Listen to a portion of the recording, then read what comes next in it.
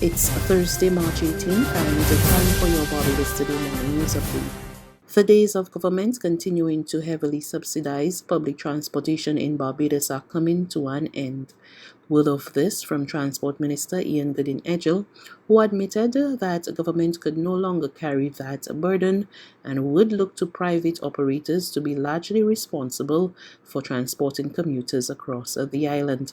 However, speaking during yesterday's estimates debate, the minister gave the assurance it would not result in job losses for persons working at the Transport Board. The government of Barbados continues to carry, and you're quite right, a substantial investment in public transport. The investment in electric vehicles, plus the ongoing annual subsidy. Now, the government cannot continue to carry such a load. And this is not a plan that will see persons being dislodged or being placed in a position of to be unemployed. That's certainly not the plan, not at all. But what it does do, and you're right, it would help and certainly enfranchise those workers who work in public transport, who want to stay in public transport, but incentivizing those persons who want to participate in public transport, incentivizing them in such a way that the benefits will redound to them and exclusively to them, and that they would have a right as a player, a role player in and owner in public transport to see the benefits of their labor, and that is going to be factoring.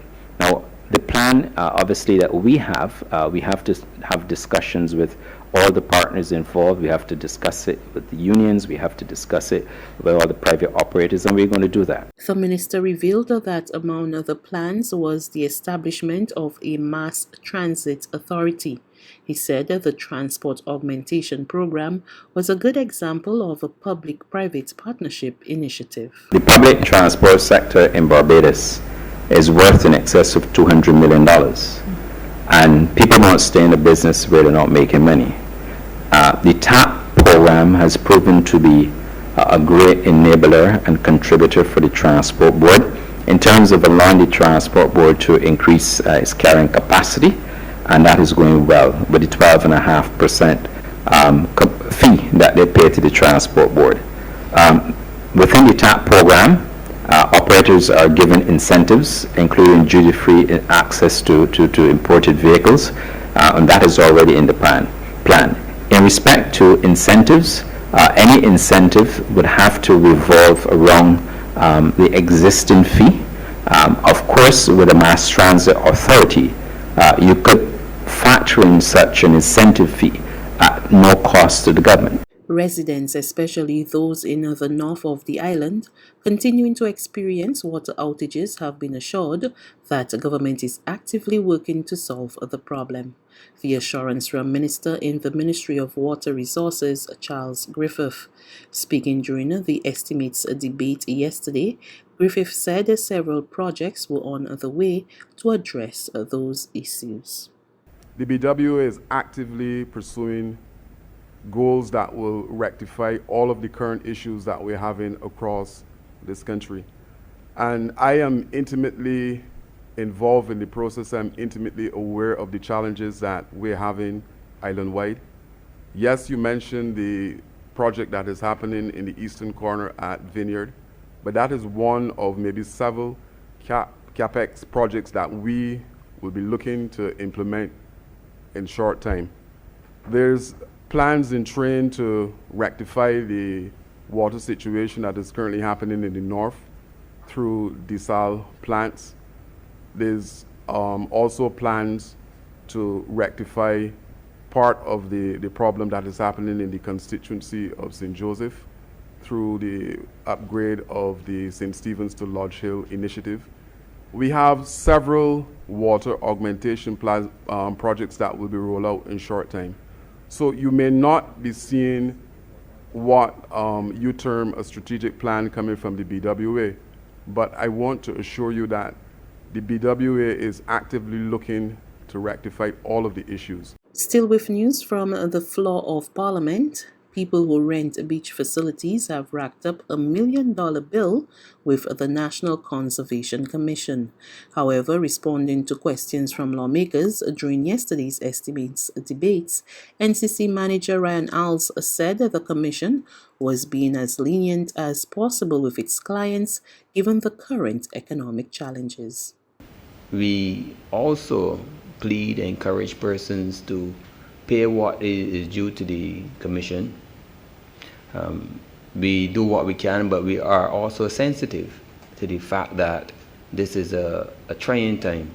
And for the last year, the Commission has not charged a single cent in rent to those persons who have kiosks, etc. on these beaches or open spaces. We encourage them, however, if they can, to pay the debts that they owe, which is extremely high, as we also are challenged in this COVID environment. Our not collecting any rents, having a lot of all the hotels which we service not being able to request the service from us and to pay. So we have had a significant drop in revenue. It has been a year since Barbados began to feel the effects of the COVID-19 pandemic, and Barbadians whose lives have been significantly altered are expressing a mixture of optimism and resignation about the future. Here's what some had to say. I think now we have to start putting the businesses now in front a bit more to get things stirred up, or we will have everybody living but no work to be done and no income and no generation in terms of the economy and so on. So I think this is a very good move now that the nation is going to open back up. Sorry, this thing is slipping down. But yeah, once we keep our masks on and so on, businesses need to flourish and get back into the full flow now. This is time for it. Oh, it's been a tough year since the last lockdown, and people doesn't have the spending power like before, so it would be tough for a while, but hopefully it would get better. I've had to make some adjustments. It hasn't been easy, but because of the situation, I stay within the law in terms of the restrictions, in terms of working, in terms of going to church. I just had to follow all the protocols, and it has not been easy, but I've adjusted. There's regional and international news after this short break.